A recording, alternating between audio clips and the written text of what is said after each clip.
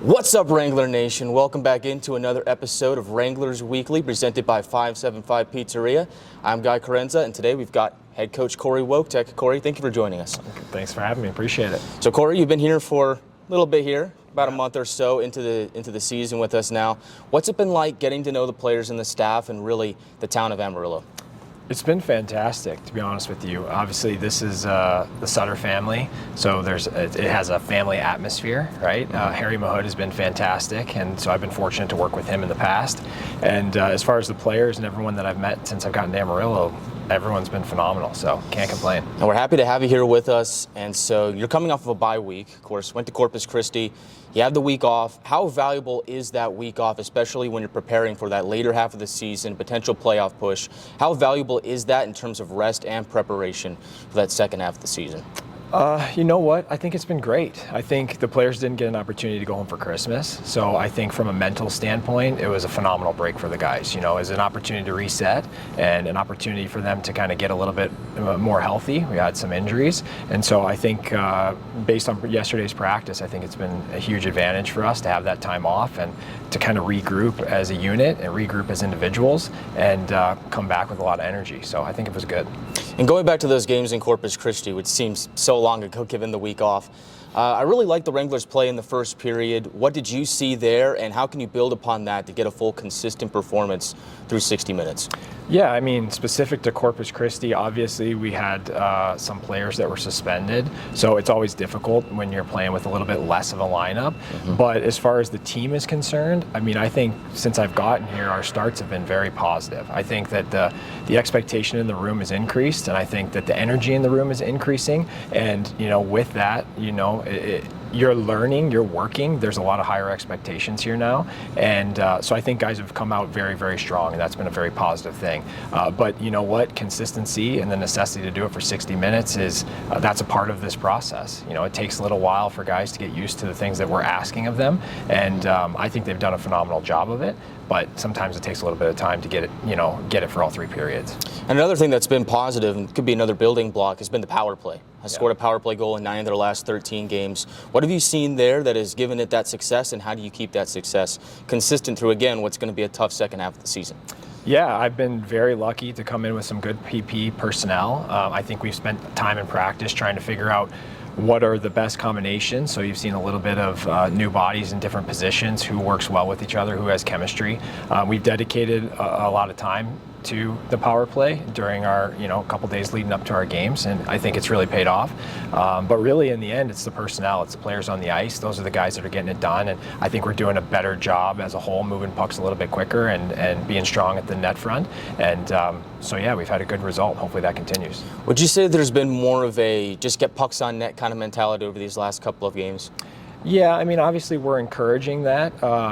To be honest with you, I think we're really trying to work from our end out right now. We're trying to become more responsible as a unit, as individuals, and offense is something that obviously we're going to focus on and get to, but really I think we're trying to build the focus that we want to be responsible and accountable as a team, and from there we'll start to generate more offense as we get better at that.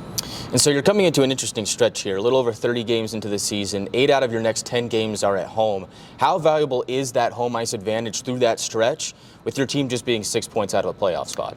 Yeah, I mean, we are currently out of a playoff spot, but if you look at it, I think the 3 teams ahead of us, we have 4 games in hand on all of those teams. So, if we can put together a couple of games, we're right back into that spot. So that from a points perspective is positive for us, but I think having the ability to do that at home is a huge advantage, right? Obviously, the city of Amarillo, we have some of the best fans in the league, and I know as we get into the second half of the season, those fans and those crowds just get better and better. So I think that gives us an opportunity to kind of fuel the emotion of our group, which is positive. But then in addition to that, you're at home. You get to control your meals, you get to control your sleep schedules, you're comfortable where you are. We get a normal practice schedule. We don't have to worry about, the travel bus legs. Yep. So I think as a whole, it's going to be a huge advantage for us. And I also think that we need time to develop as a group, right? So as we get further and further into this season, I think you're going to see more and more responsibility, accountability, and I think we're going to be more dependable overall. So I think it's going to be very positive for us.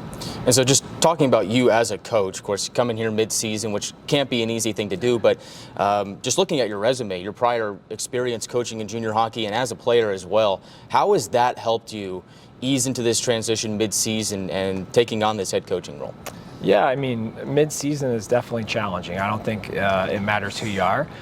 Doing it for your first time as a head coach probably adds a little bit more to that for me. But I feel pretty confident in my abilities as a coach, and I feel very supported here with the staff that's hired me. So I think that there's, we both are being patient with one another as far as what we plan to build here. As far as, my history, I think that I've been very lucky to be, at the levels that these players want to go to, and not only worked at those levels, but won championships at those levels. So, was in the finals in the North American League. We won a championship in the USHL. Obviously, always on a great team in the NCAA. Always in the Frozen Four. So I think that my ability to be a part of each of those staffs, to work under guys like Dean Blaze and work with Mike Hastings and to work with David Carl, to see what they do, not only at the next level, but to be successful at the next level, has been invaluable for me. To be a fly on the wall for 10 years with those coaches and to be at those levels, I think that I learned a lot, and I think that my hope is that I can bring that knowledge to the players at this level to help push them into that type of player. And thinking back to your playing career, you were a goaltender. I'm always curious to wonder why goaltenders choose to be goaltenders. Was there a specific reason, or was it just one day you woke up and was, hey, I think I might want to be a goalie, and then that's what stuck? You know what?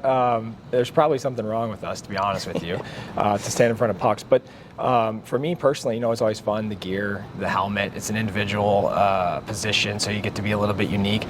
Prior to hockey, I was a soccer goalie, so maybe I was used to things getting thrown at me. But yeah, it's a good spot to be.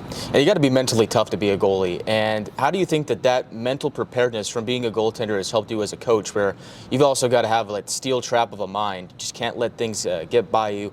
How do you think that's helped you as a coach, and what helps you stay locked in those moments where things might get a little shaky?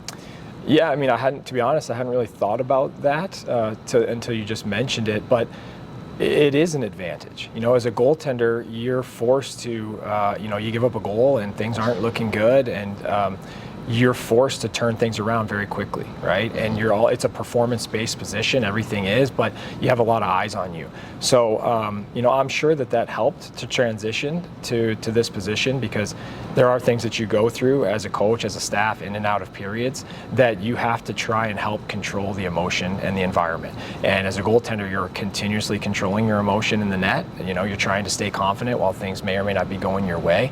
And I think that there's a lot of goalies that are head coaches at a very high level. They see the game a different way. They have a different mental perspective. Communication, obviously, is a positive thing that they have with all of their teammates. And so hopefully that has the ability to also transition to the benefit of these players. And maybe that's why they say goalies are the best coaches, right? Yeah, I don't know if anyone said that that's one of those best old coaches, phrases. But hey? I won't argue with it.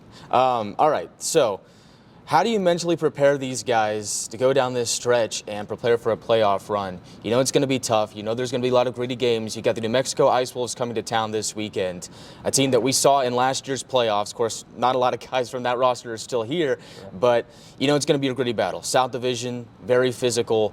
A lot of these games going to be tough. How do you prepare your guys for this stretch to make that push for the playoffs? Yeah, I mean, I think that the reason that guys come to play in the South is because this is known as the place to play, right? I think this is the division in the league that, colleges probably trust the most.